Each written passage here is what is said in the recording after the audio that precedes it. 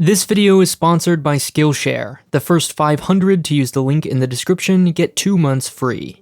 You, the brave daredevil you are, open Google Maps, throw your mouse into the air, and land here. There are palm trees, lots of 20-somethings talking into their AirPods, and everywhere you look, a familiar logo. Apple, Amazon, Intel, Yahoo, Microsoft, Google, all within a few blocks of each other. Where are you? Your first guess might be San Jose, maybe Palo Alto, or Mountain View. That is, unless you notice the lack of Teslas, or smell of hummus, or the title of this video. This is Silicon Wadi, a cluster of cities in Israel with one of the highest concentrations of tech companies and startups on Earth. It's home to Waze, Wix, SodaStream, and Fiverr, files more patents per capita than all but 4 countries, and is ranked the 4th most startup-friendly nation overall, behind only Canada, the UK, and the US. The difference is, those countries aren't next door to the Syrian civil war. 30 members of the UN still don't recognize the existence of Israel, including most of its neighbors. In fact, any evidence of traveling there on any passport prevents you from visiting 8 of those countries. Because of this, Israeli customs stamps not your passport, but a separate piece of paper. But despite all of this, despite the constant threat of terrorism, despite being only slightly bigger than Fiji and having just 2.5% the population of the US, Israel creates some of the most successful tech companies and entrepreneurs in the world. Why? As one of the very important world leaders who consult my channel for advice, you want to know how to start your very own Silicon Valley. Well, you're in luck. The recipe is actually quite simple. First, buy some ping pong tables, throw down a couple of beanbags, and within minutes, a cavalcade of Soylent drinking, smartwatch wearing CS grads will assemble at your door. Even better, why not build some apartments, a grocery store, and while you're at it, a pharmacy? Then they'll never leave. Work life what? Just kidding, mostly. More than a few countries and cities have tried charming tech companies with tax breaks, grants, free 21-foot cacti, and other totally normal things, but almost as many have failed. On the other side of the Arabian Peninsula, Dubai built what it calls free zones, areas with special incentives to attract certain types of companies, like biotech firms, movie studios, and tech companies. At first glance, Dubai Internet City looks like a great success. And to some degree, that's true. It convinced Microsoft, Cisco, IBM, HP, and Canon to invest millions of dollars in the middle of the desert, at a time when the future of Dubai was much more uncertain. But having beautiful buildings with famous logos on them is not the same as creating an environment of innovation. You'll find plenty of the former in the Cayman Islands, but it's not exactly the first place that comes to mind when you think cutting-edge research. Meanwhile, Silicon Valley is, despite its very high cost of doing business. In other words, tax breaks may bring companies, but not necessarily innovation. Corporations come to Dubai largely for its promise of no income or corporate tax for 50 years, but often only for marketing, support, and sales, while hiring most of their engineers in the US, India, and Israel. So what do those countries have that others don't? There are 3 basic ingredients to a successful tech scene. The first is talent, one of the best predictors of which is, unsurprisingly, education. In the words of Scott Galloway, find the universities that are gaining the most traction in engineering or STEM, and you're going to find an ecosystem that can produce a unicorn. Basically, put a bunch of smart, ambitious people in a small, contained space, sprinkle in some idealism, ideas will collide, and good things will happen.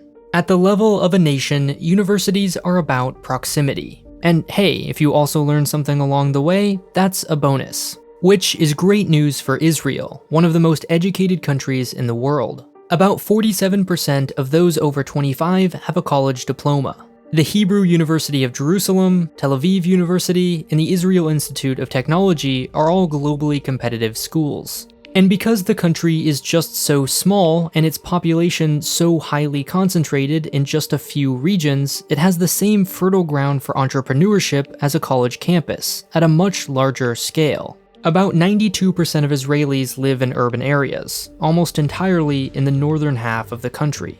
Startups, therefore, are surrounded by their customers, business partners, and competitors.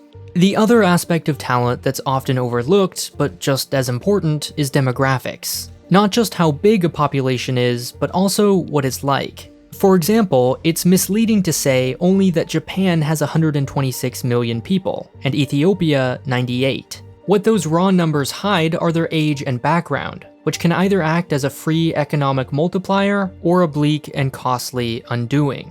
Japan's population may be large, but it takes an unfortunate shape. Far too many old people for not enough young. Unless millions of Japanese suddenly change their mind and start having children tomorrow, the land of the rising sun will slowly set, as Africa grows into the next major consumer market. Now, Israel's growth is not quite so dramatic, but it is growing, which is more than you can say about the future of most developed countries, including all of Europe, the US, Canada, Australia, and China. The problem is not that Japan doesn't have working-aged people. Even as its population shrinks, there will long be millions and millions of workers. But they'll be busy caring for their parents, not inventing the next big thing. Israel, meanwhile, has enough people to care for the old and young, with plenty left over. It also has some extra help: immigration. The law of return allows any Jew, their spouse, children, grandchildren, and even their non-Jewish spouse to come to Israel and receive citizenship. There are even scholarships to cover your expenses while you learn Hebrew. The result of all this is that there are 140 scientists, technicians, and engineers for every 10,000 Israeli employees, compared to just 85 in the US. The second, much simpler ingredient is capital. Starting a business is expensive, and someone needs to write the checks. The good news is that the only thing Silicon Valley hates more than affordable housing is missing out. Investors pour money into companies whose only skill is improving the rate at which they can flush $100 bills down the toilet, simply because they don't want the feeling of having lost an opportunity. SoftBank.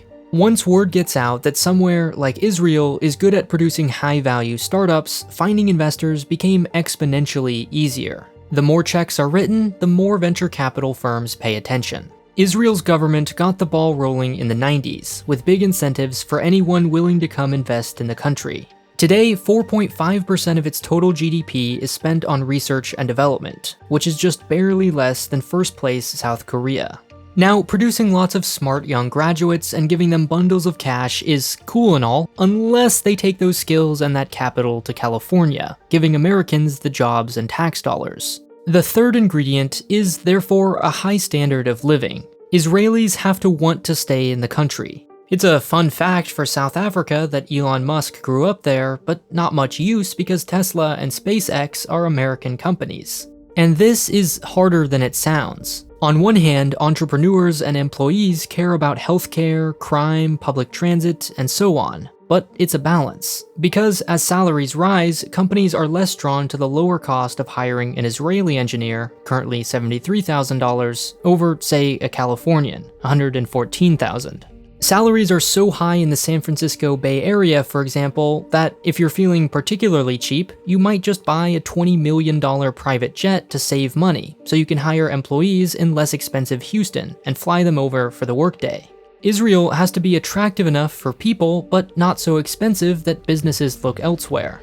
Together, these three ingredients go a long way towards making Israel one of the tech capitals of the world. But there's also another, harder to measure, but no less real factor to consider: culture.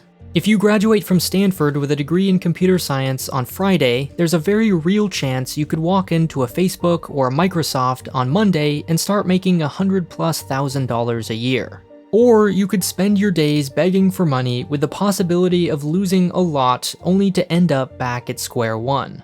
When the vast majority of new companies fail, starting one is a huge risk, especially considering how lucrative the alternative. It takes a certain kind of personality that's willing to fail, and do so very publicly. In many Asian countries, the culture of saving face makes entrepreneurship unthinkable for many. The reputational damage of failure is simply too great.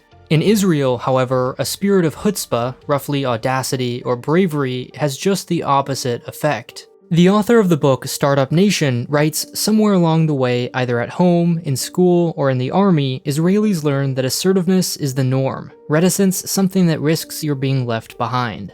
Israel is one of a handful of countries that requires long military service for everyone, 3 years for men and 2 for women.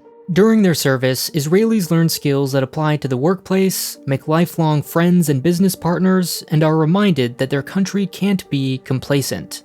Ultimately, Israel proves that there is no single factor to economic success. It has high rates of education, lots of government investment, and, especially considering its geography, an impressive standard of living. But it isn't ranked number 1 in any of those categories. Instead, a combination of all these things, along with factors like American foreign aid, allow the country to prosper. It also shows that top-down government policies are only so effective at encouraging entrepreneurship. Countries can hand out money left and right, but innovation occurs at the level of the individual, his or her ability to take risks, start new projects, and learn new things. If that sounds like you, let me recommend these videos on Skillshare. This one is taught by Guy Kawasaki, the guy responsible for marketing Apple's revolutionary 1984 Macintosh. In short, bite-sized videos, he answers business questions like how to ask for money from investors, how to pitch your idea, and why you should network. If you already have a business idea in mind, there are also lots of specific lessons. The head of production at Anchor, for example, has this class on how to start a podcast. Whatever you want to learn, how to draw, take better photos, make YouTube videos, Skillshare probably has it. Better yet, for you, it's free for 2 months. Just be one of the first 500 people to use the link in the description.